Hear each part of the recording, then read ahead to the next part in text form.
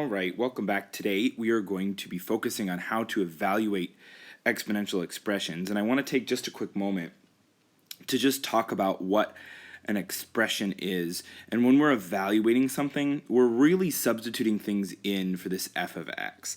And I want to talk about that a little bit. So this is not f times x. What it really is it's saying we're having a function called f, and we're taking an input of x. So for this particular function, we have 25 times 2.3 with an input to the power of x. So when I substitute a value in for x here, that same value goes up in here. So let's do it in our calculators. I know, I'm going to do it by hand really quickly.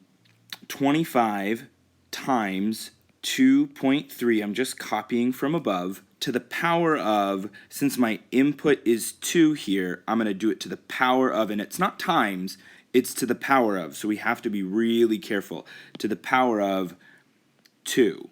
And when I put that into my calculator, I'm looking for this little character, and I'm going to show you what it looks like because I can't show you my calculator right now. 25 times 2.3, you have to have all of these parentheses in there. And we're going to look for this little up arrow. It's called a caret, but you just put that little up arrow, or the exponent button, to the power of, and in this case, it's 2. And when I put that into my calculator, 25 parentheses, 2.3, close parentheses to the power of 2, I get 132.25. And that is our answer to this particular problem. Let's do the next one. I'm going to change colors here. We're just going to copy the values again, 25, 2.3 to the power of, this time our input to our function f is 5, so I'm going to substitute the value here of 5. And I'm going to skip the step where I show you how to put it in a calculator. When I do the exponent, you have to do the little up arrow, or the caret character, 0.3, close parentheses to the power of 5. And my calculator reads to me 1609.08. It says 57, but I'm going to round to the nearest decimal point to 0.6. Okay, because we're going to go out 3 decimal places. Now this next one, we're looking at g of x. G of x is different than f of x. And notice that g of x has a different equation. A lot of times we like to use f of x because it's really simple, but in this case we're using g of x. And I'm going to substitute in the value of 2 into the function called g of x.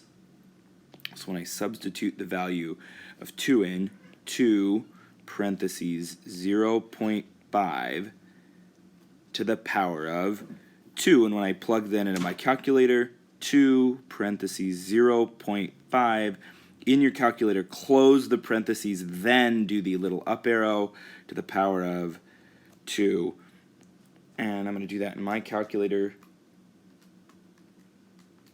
and I get, an interesting result, 0.5.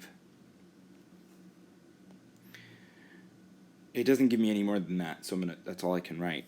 And last but not least, we're substituting the value of 5 in for the x. 2 times 0.5, the power of 5 equals, and I'm going to skip that last step. Remember, you have to do to the power of 5. It's not times 5, it's to the power of 5.